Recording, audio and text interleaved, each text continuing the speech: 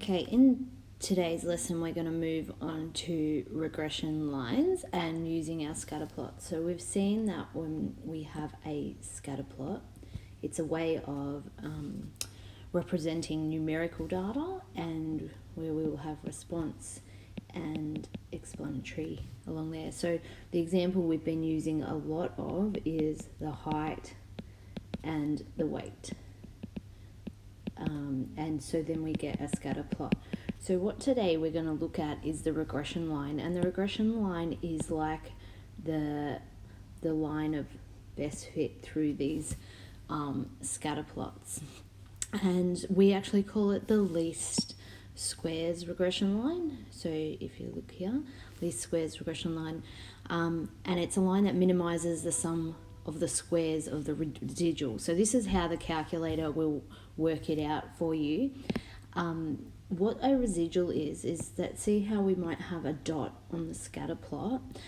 It's working out all these, the residual is the difference between the actual dot and the line of best, that regression line there. So it's shown down here a little bit here. So if you have your dot, so they've got the, you've got your scatter plot dot, and the residual is the difference between that value and it's the y value. So say over here, this was a y value of 2, but the line predicted 4, then the residual is the actual value, which is the dot. Yeah, so I might say 2 minus the predicted, which was what the line suggested, which was 4. So this one's residual that I'm looking at would be -2.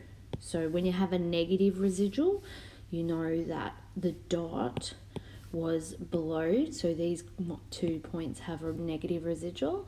If you have a positive residual value, that means your dot was above. Now, as I said last term, if you don't work out which one's your EV correctly, your explanatory variable, and put it on the x-axis, you'll stuff it up because you'll have your two things on the wrong axes. So really make sure that you've picked the right variable to go on the right axis before you do this. Okay, so now we're going to start talking about this least squares regression line, which is the blue line. So this is, you might be used to hearing it the line of best fit, but we're going to call it the least squares regression line, and that's because how we find it. So this line, as you can see, is that we're putting in here, this least squares regression line. It is a straight line, and we're used to seeing a straight line for having this type of formula, y equals mx plus c. But now with the regression line, we'll see the letters a plus bx. So b is essentially your m. So that is the gradient, and the a value is the y-intercept. So we just use different letters. It's still a straight line, so it still follows that pattern with the gradient plus a constant. So it just follows this. Now we can use the calculator to get these values, the a and b values, or there is another way, and these two formulas can come up, and that's here. So we've got the b value and the a value, and you can see that they're using these sy and sx, and also r.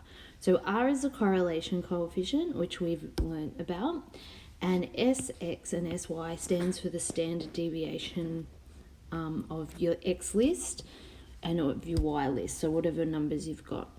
So this is one way of calculating the regression line. So down here, we've got the heights and weights of 11 people recorded. Now, they gave you the mean height was 173, and they said the standard deviation of height was 7.443. Then they said the mean of y was this, and was 65, and the standard deviation. So use the formula. So the way we would use that formula is, first we need to find B, because if you look here, B is in the A formula.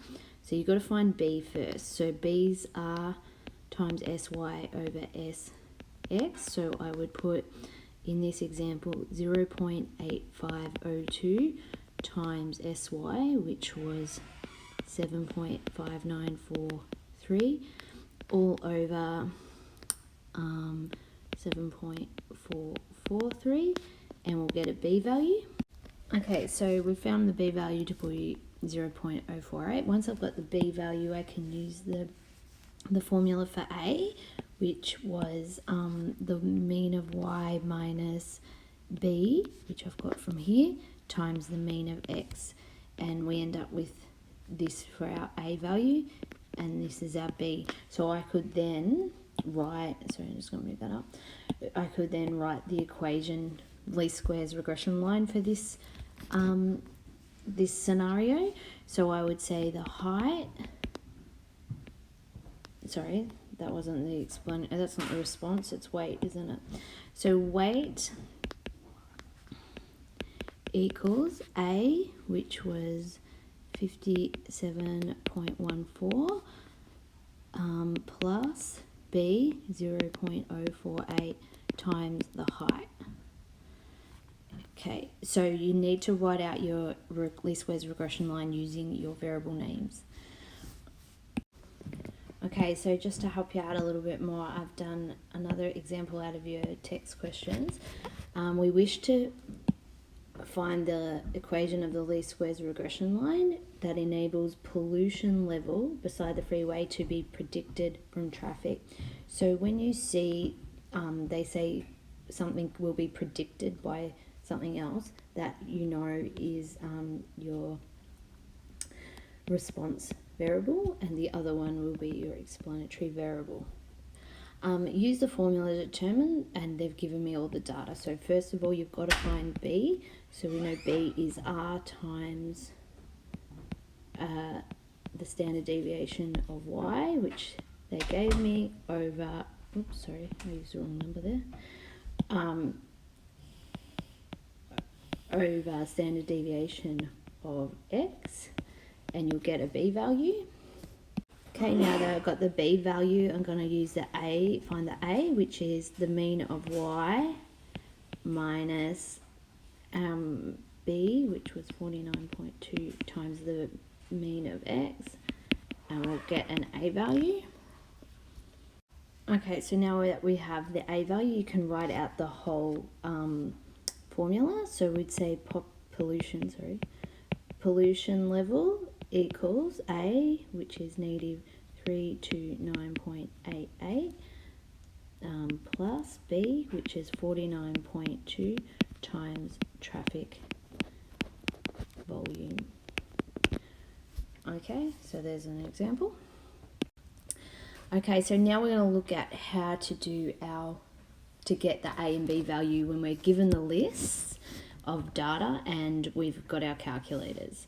So here we've been given, shows a table of 6 sit-ups and push-ups. Now they've told me that they've let sit-ups be the explanatory variable, so they're telling you, because in that case we wouldn't know which is which, so they've let you know.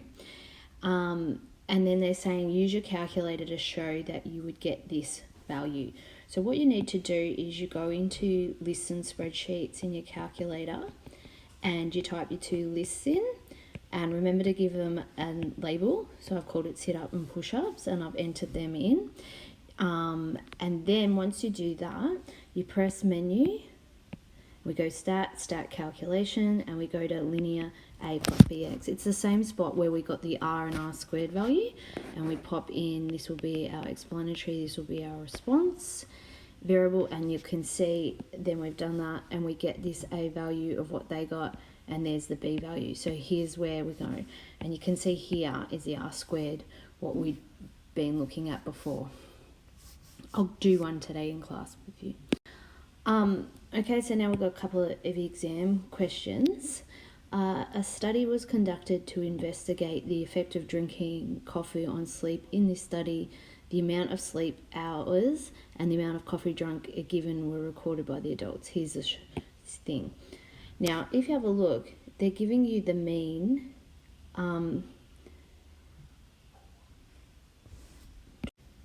So they're giving you the mean, the standard deviation, but you need to work out which one's X and which one's Y.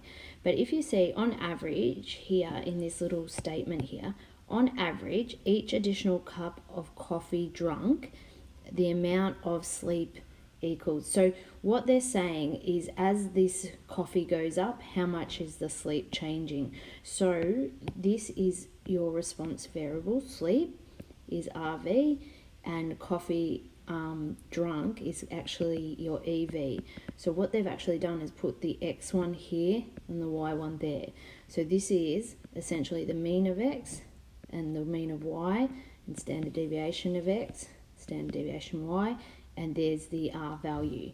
So you could use your B formula. Now on average is a word used for the gradient, and for us, we know the gradient is B. So they want me to find the B value. So I've put the formula here so you can remember it, and it would be, so we're going to go negative 0.770 times S of Y, which was 1.12, over S of X, which is 1.56. So let's do that. Okay, the statistical analysis of a set of bivariate data involving X and Y resulted in the information displayed below. Using this information, the value of the R for the set of bivariate data is. So here was a question where they want you to find R, but they've given you all these other values. So you're still actually going to use this formula because this formula has R in it. And if you look, you've been given everything else in the question. They actually told you what the B value was because that's this value here. So I can write 1.31 equals, R is what I'm trying to find, S of Y, I know, it's 3.24, over S of X, which is 2.33. So then we could simply just use our solve function on our calculator and go comma R and find out what our R value is. Okay, so I got that to be 0.94. These were a couple of questions that were done really poorly during the last couple of exams, so I really feel like they're going to come up again. I think this one up here was the fact that the EV and RV were around the other way. We often like seeing X first and Y second up here. And then the other one was this one, because to remember that you could actually find R using this formula when you're given this stuff was obviously forgotten. So a good one to practice.